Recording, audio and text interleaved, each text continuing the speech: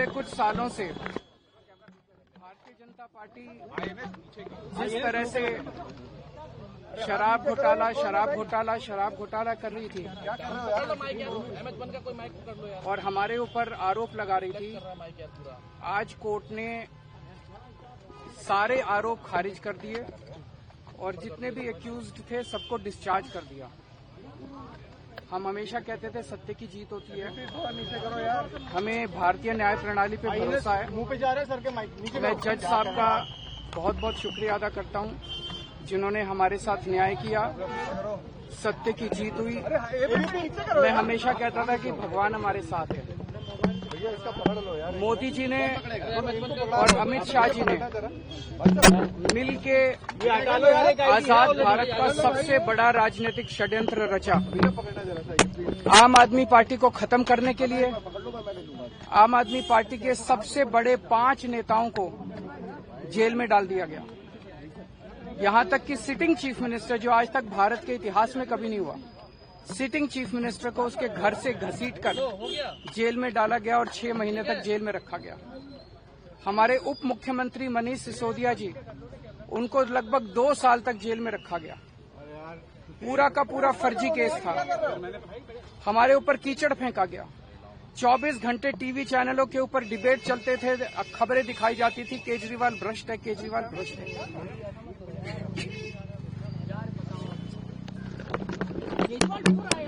अरे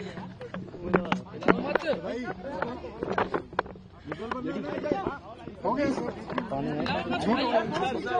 संभालिए सर, अपने आप संभालिए, हिम्मत सर, हिलाओ मत भाई। ये केजरीवाल भ्रष्ट नहीं है।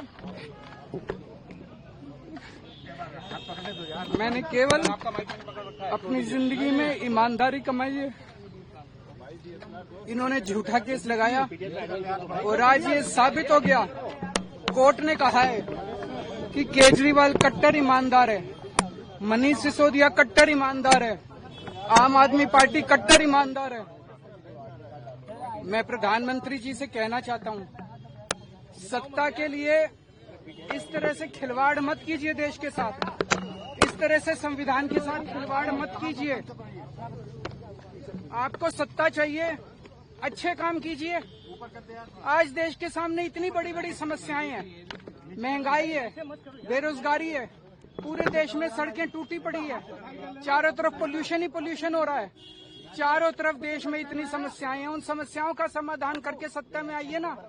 केजरीवाल पे, आम आदमी पार्टी पे झूठे केस क्यों करते हैं? अच्छा काम करके सत्ता में आइए। इस तरह के झूठे केस करना और 24 घंटे विरोधियों के, विपक्षियों के खिलाफ ऊट पटांग के केस करना, उनको जेल में डालना, ये एक प्रधानमंत्री को शोभा नहीं देता। इससे देश आगे नहीं बढ़ेगा। देश आगे तब बढ़ेगा जब जनता की समस्याओं का समाधान किया जाएगा। आज एक बार फिर गर्व हो रहा है देश के संविधान पर, बाबा साहब अम्बेडकर पर, जिन्होंने इतना शानदार संविधान दिया और सत्य की जीत हुई है। सबसे पहले मैं ईश्वर का धन्यवाद देना चाहूंगी। इस दुनिया में चाहे कोई कितना भी शक्तिवान हो जाए, लेकिन ईश्वर की शक्ति के ऊपर नहीं हो सकता। मैं जज साहब का भी धन्यवाद देना चाहूंगी जिन्होंने इतनी हिम्मत दिखाई। अरविंद जी ने पूरा जीवन ईमानदारी से जिया है और उनका एक ही ध्येय है कि ये देश खूब तरक्की करे। लेकिन इन लोगों ने अपने सत्ता के लालच में पिछले इतने सालों से हमारे ऊपर झूठी एलिगेशंस लगाई, हमारे को तड़पाया, हमारे को, अरविंद जी को, उनके साथियों को जेल में भेजा, बहुत कष्ट दिया। लेकिन मुझे विश्वास था कि ईश्वर हमारा साथ देंगे, सच की जीत होगी। मैं अपने उन साथियों का भी धन्यवाद देना चाहूंगी जो इस समय में हमारे साथ रहे। सबका बहुत बहुत धन्यवाद, शुक्रिया। उनका ये आरोप ये लगा था कि भ्रष्टाचार का मामला है और पूरा चुनाव उसी मुद्दे पर लड़ा गया था और सिटिंग मुख्यमंत्री थे जब उनको जेल भेजा गया। आप लोग ही न्याय दीजिए, बताइए कि किसका भ्रष्टाचार था, सत्ता के लालच का भ्रष्टाचार था या जब बेल आई वुड वांट टू एक्साइज स्कैम में राउस एवेन्यू के स्पेशल कोर्ट ने सारे मुजरिमों को बरी कर दिया है और ये बरी तब किया है जबकि सारे साक्ष्य, सारे evidence, everything which they have to say, all statements have been seen, perused by the court, and after perusing everything, It is not a apprehension. It is not a suspicion. It is a court who has gone through everything.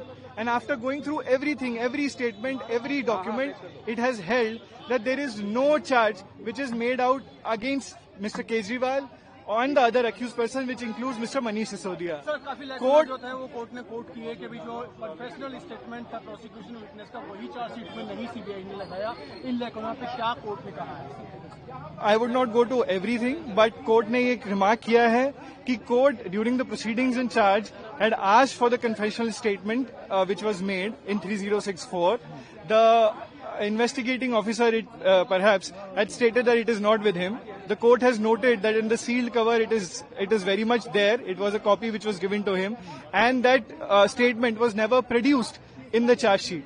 And in fact, there were various statements which are taken even after the confessional statement, which the court had said that you can't do it. Once there is a full disclosure made in the confessional statement, which is not produced in the charge sheet, how can you take other statements? Apart from that, the court has very emphatically stated that the rule of law has to be preserved. The machinery in criminal law is not to implicate somebody illegally, but only to do justice. And court has tilted the balance towards the justice. Sir एक और चीज कही, जो price fixation का मामला था उसमें कहा कोर्ट ने कि वो पूरा डेलिब्रेशन डिस्कशन और जो ईएम का अप्रूवल था उसके बाद ही किया गया। सो एलिगेशन सीबीआई का ये था कि जो पॉलिसी बनाई गई उसमें मैनिपुलेशन किया गया, उसमें फर्जी दस्तावेज जोड़े गए। कोर्ट ने ये कहा है कि जब एक्साइज पॉलिसी बनी उसके जितने भी एविडेंस, जितने भी कोर्ट फाइल, जितने भी कैबिनेट नोट, जितने भी ऑफिशियल नोटिंग है, अगर आप उनको देखेंगे तो आप पाएंगे that the policy has been put to every institution in the machinery, and it cannot be said that only one person has made this. In fact, the court has drawn a parallel where the court had said that the policy was also given to the office of Honorable LG.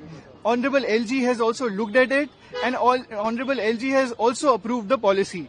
The court had said that if you are making Mr. Manish Sisodia or Mr. Kejriwal as an accused, why was not other person who were involved in the excise policy not made an accused?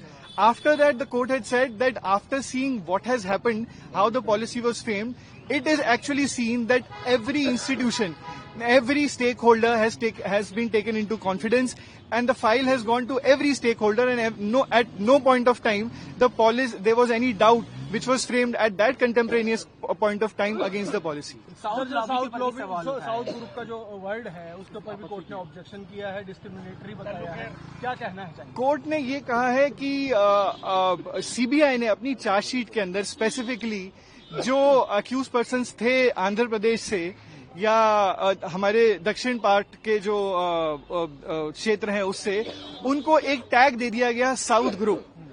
This, according to the judge, is against the international practices. It is against the rule of law.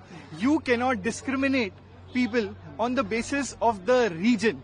And court has taken a very strong view, and in fact has also made few comments in the order saying that CBI has to ensure that in the future cases they cannot term or ostracize one region of the country like this. The court also said that the safeguard of constitutional powers should be preserved, not implicated like this. Court had said that what is the most important thing is rule of law, and the criminal process is not to illegally implicate somebody.